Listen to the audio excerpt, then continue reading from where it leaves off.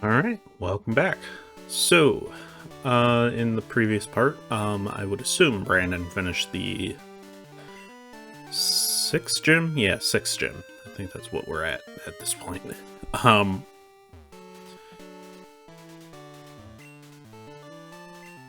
so, we need cut. Unfortunately, I think Brandon must have either Brandon or I forgot to keep Weeping Bell. I think that's what it is. Weeping Bell in our party, so I can't use cut.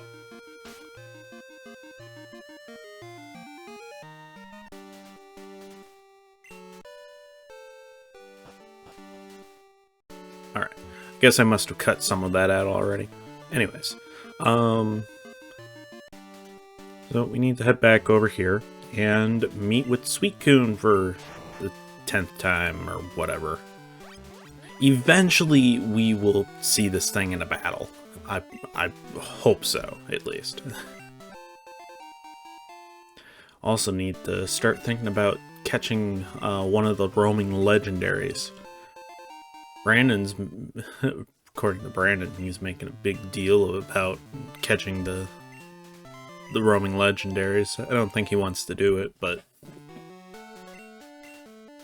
if I can be anything, I can be persuasive. Or at least annoy him enough that he might actually do it.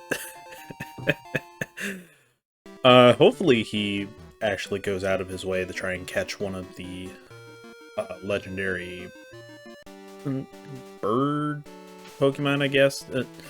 It's not like it's not the Uno Dos Tres, it's Lugia or Ho-Ho.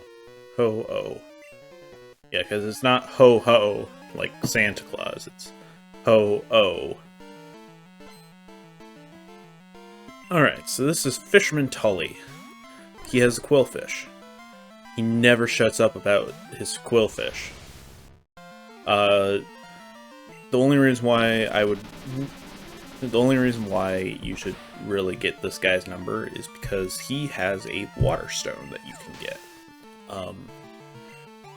Compared to the other two stone people that I've had numbers for, this guy is a lot more annoying to get the stone from. But eventually we do get it. It just takes a while.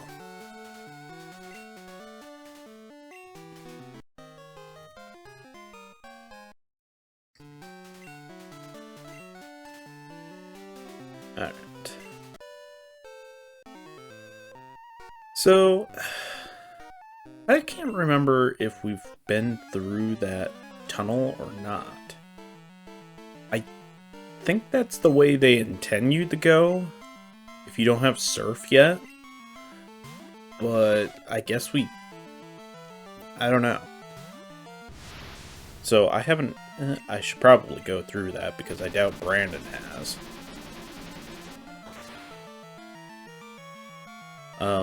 But yeah, this is the way to the 7th gym and some more plot-related stuff, which, you know, plot stuff in Pokemon is not really the reason why you play Pokemon.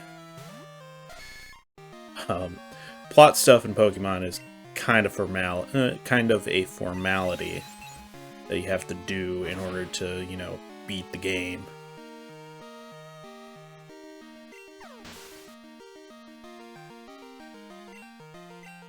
Thankfully, our Kadabra here makes pretty short work of all these poison-type Pokemon.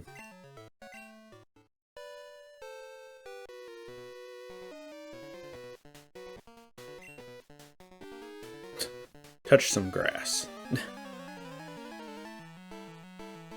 Alright. We got a hiker guy here. Hiker Benjamin sent out Diglett. I have a feeling this is going to be a pretty easy battle, too. It definitely helps when we're like 20 levels above anything that we're fighting. Which, you know, that was me trying to remember, is ice effective against ground? I don't deal with ice types very much.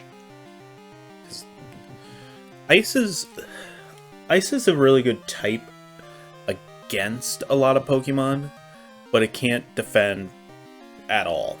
Like, there's very few things that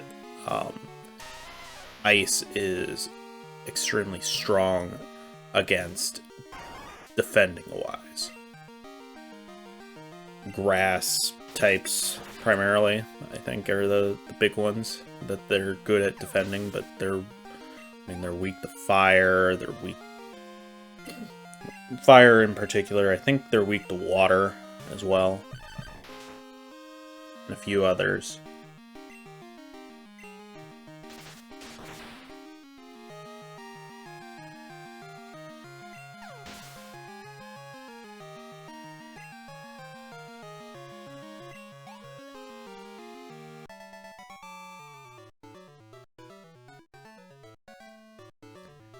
If it was just me playing this game, my Pokemon would probably be like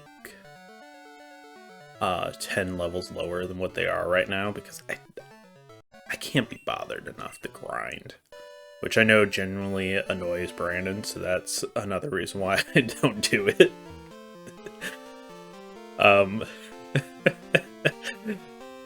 Alright, so we can't actually leave this town from this way. This guy will, like, say, "Hey, you just got here. You should sightsee. Oh, here, have this random candy bar." Shoves it in your mouth. I know that can be taken out of context. Don't. That was clearly a grown man, and I am a 10-year-old child in this game, so that has very bad implications. Alright, so he told us that we should go up to the Lake of Rage or something, I think. I think that's what he said. Unfortunately, you can't get past that guy until, I believe, you have to finish all... You have to finish the 5th, 6th, and 7th gyms and deal with the Team Rocket stuff before he'll go away and let you pass. Now, the reason why I say the 5th, 6th, and 7th gyms is you can technically do any 3 of those out of order. It's kind of up to you. We just did them in the order that they're intended, but again, it's kind of up to the player discretion.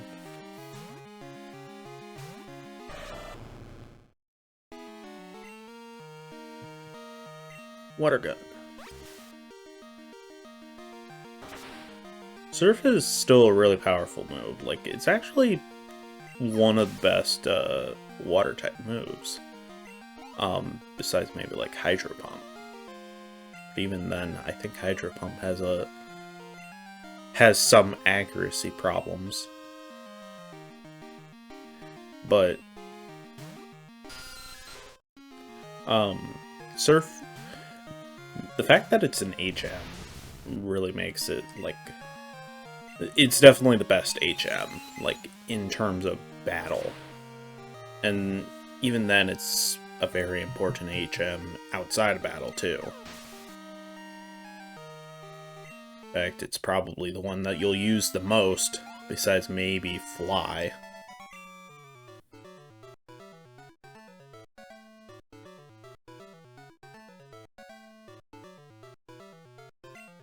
Okay.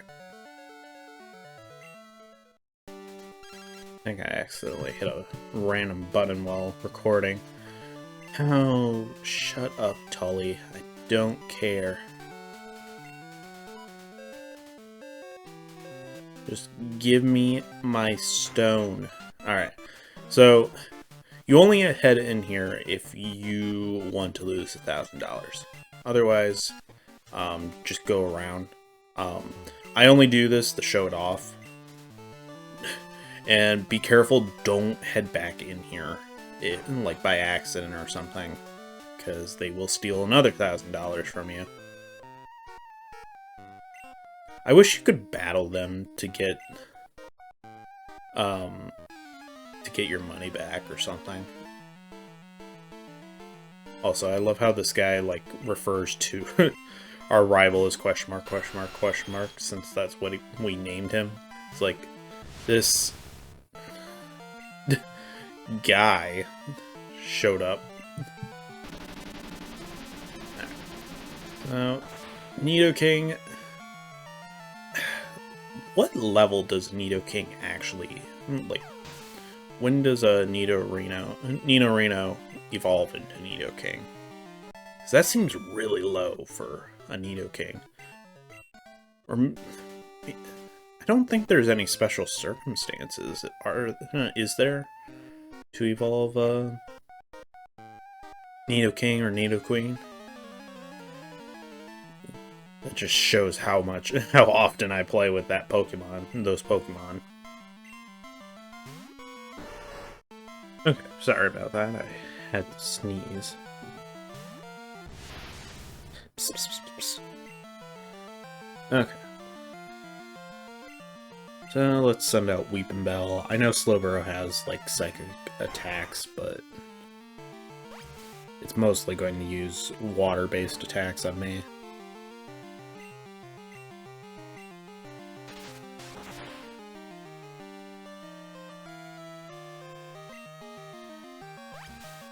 Thankfully, it doesn't seem to know confusion at all.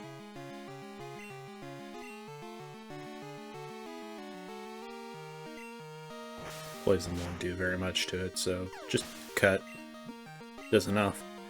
Alright.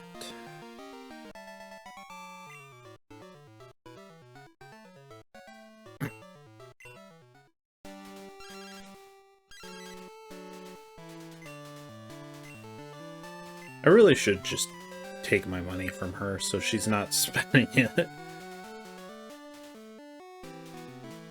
Alright.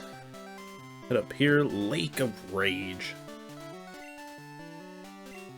Alright, so if we go over to our radio. As soon as I figure out how to work it. You know, these newfangled technologies.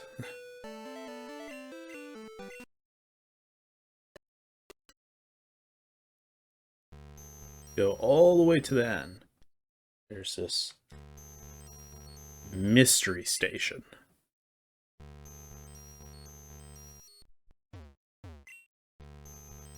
Something about this is causing all the Magikarp in the lake to prematurely evolve into Gyarados.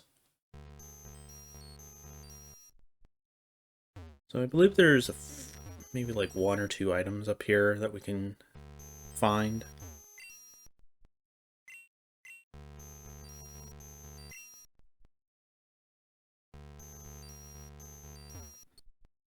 Oh, there's one up there. And 1 hidden item right here, which is pretty nice.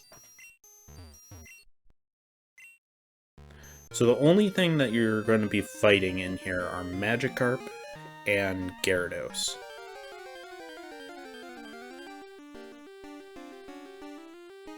This is the first time we find a Magikarp.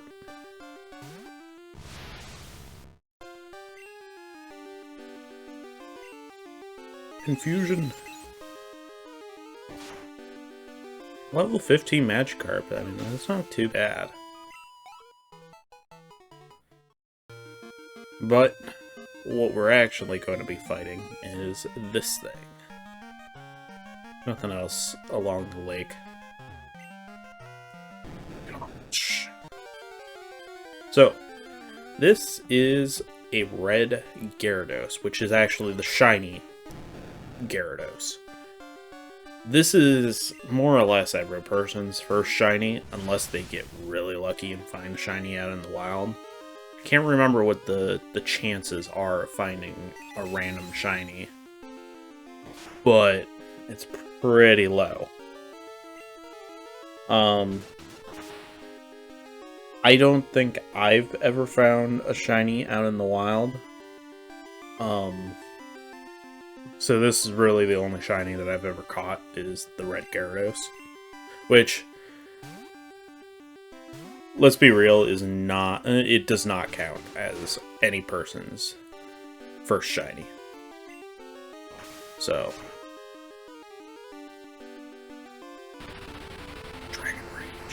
Dragon Rage is a guaranteed 40 damage, which at this stage of the game is still pretty significant.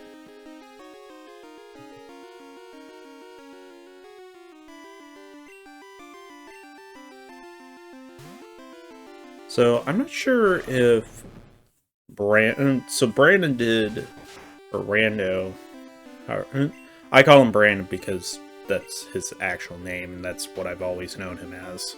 But Rando is his channel, so I don't know if he, like, what he used for the 8th gym. I'm actually very curious to see that. I would assume whatever he used was probably still in his party at the time. So when I go to do the next part after he's done, I will probably find out what he has.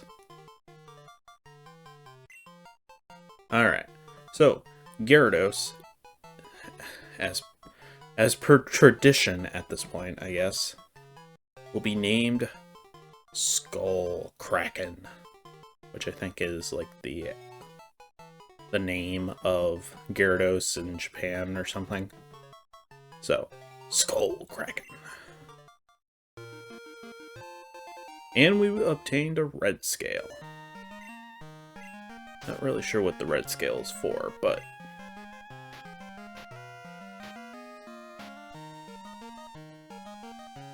scale from the red Gyarados. Great. Thanks, game. It's very helpful. The lake is full of Gyarados, but nothing else, so the Magikarp are being forced to evolve. You come here because of the rumors? You're Crystal? I'm Lance.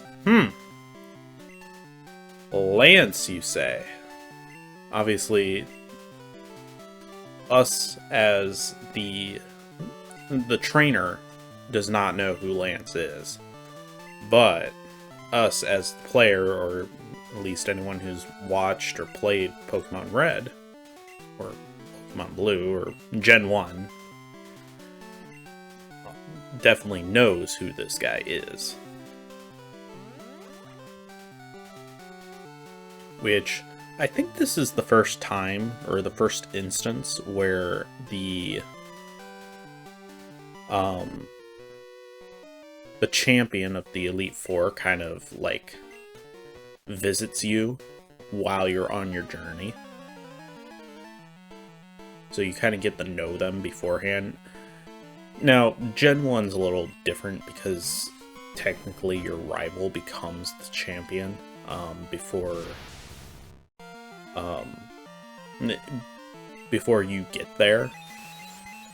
So, kind of, but not in the same way, I guess. So, I'm not sure if this guy is supposed to be the reference to the Master Fisherman, or what. Because this guy, all he has are Gyaradoses and Magikarp. And a nice little attention to detail. His Gyaradoses, I don't know what the plural is, are all below their actual evolve level. In fact, that previous Gyarados was level 10, which is less than this Magikarp that we just knocked out. Unfortunately, the Magikarp are worth basically nothing in XP.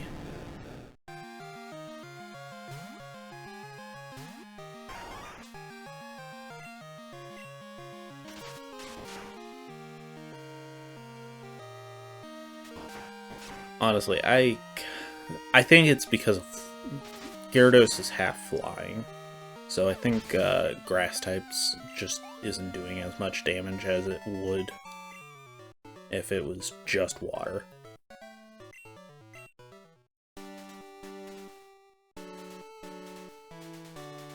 Alright, so if we head up this way now that we've done all the Lake of Rage stuff, check all these, make sure we don't miss anything. This looks very suspicious. And I was correct. There was a full restore hidden here. Usually hidden items are in very obvious spots. There's a few not quite as obvious, but... And I'm sure I've missed maybe one or two of them along the way.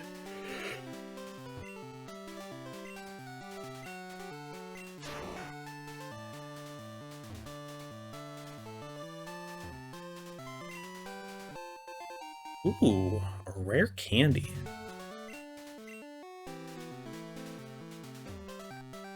I feel like people really need better mufflers, because some of these people that drive past, just, it does not sound like their muffler, and they even have a muffler.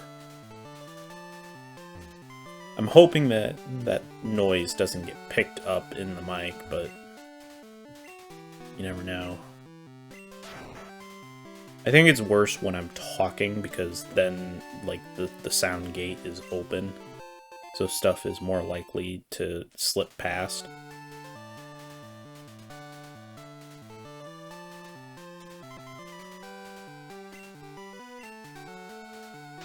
Alright, what did we get? 34, right? I think that's what it said. I don't think it was anything good, though. Up, up, go up. Alright, whatever.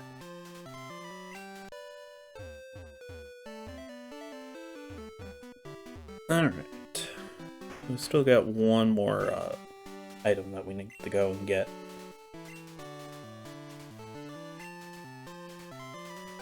I think this guy gives us a TM that has hidden power.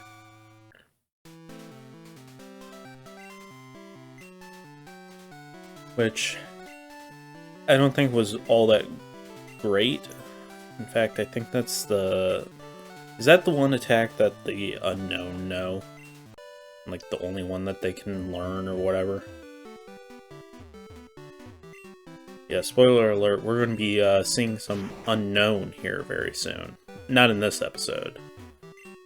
But I believe next episode I'm going to be doing a little bit of cleanup type stuff.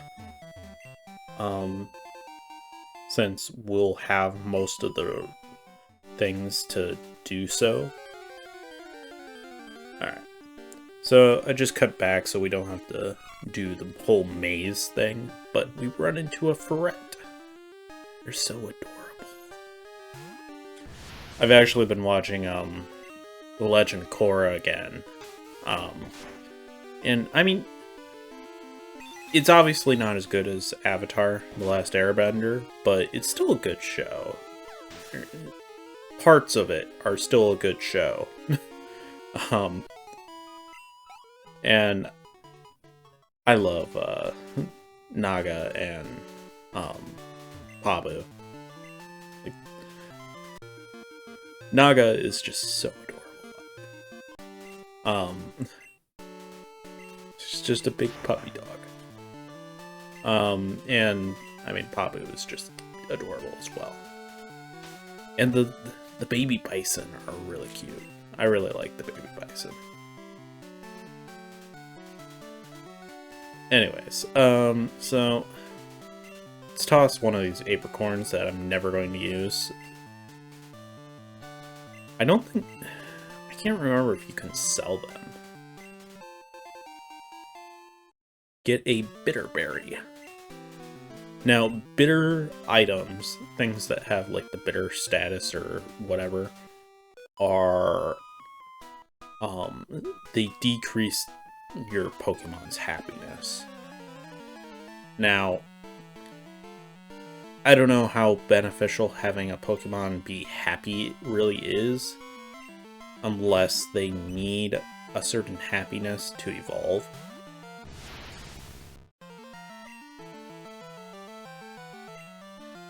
So like Espeon or Umbreon need to make sure that they're really happy for them to evolve from an Eevee, or one of the baby Pokemon introduced in this game that need a certain happiness in order to evolve. Alright.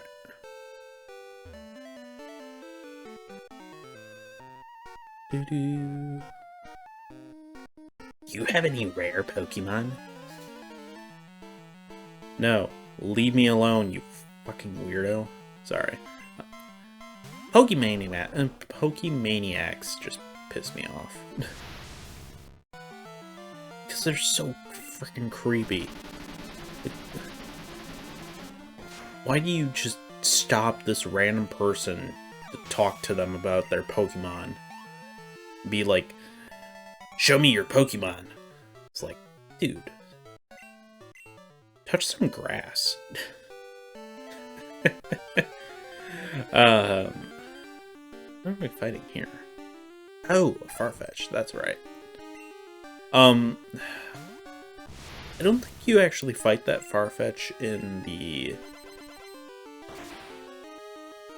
the woods, because you can't actually catch it at all.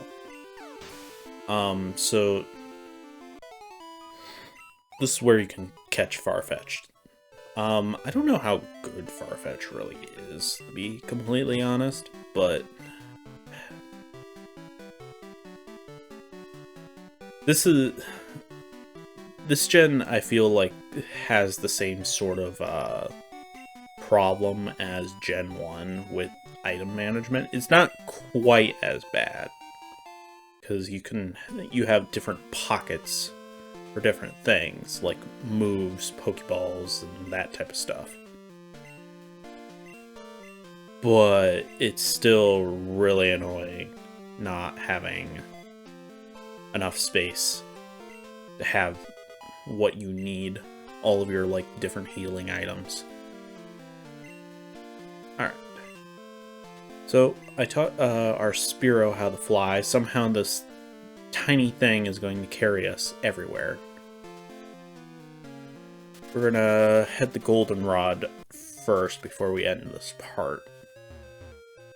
And we're gonna have to in between this and this part, I put one of our Pokemon in the PC. So if you talk with this guy, his name is Bill, not confusing at all. And he gives us the Eevee. Now, if you want all the Eevees, you're gonna have to breed. So I named this, I was struggling to come up with something, but, you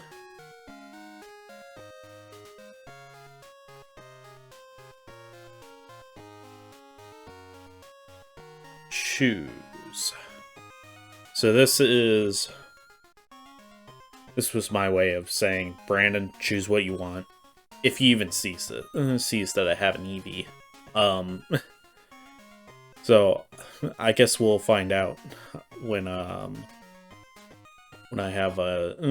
start to do the 8th gym. So anyways, thank you for watching, and I will see you guys next time.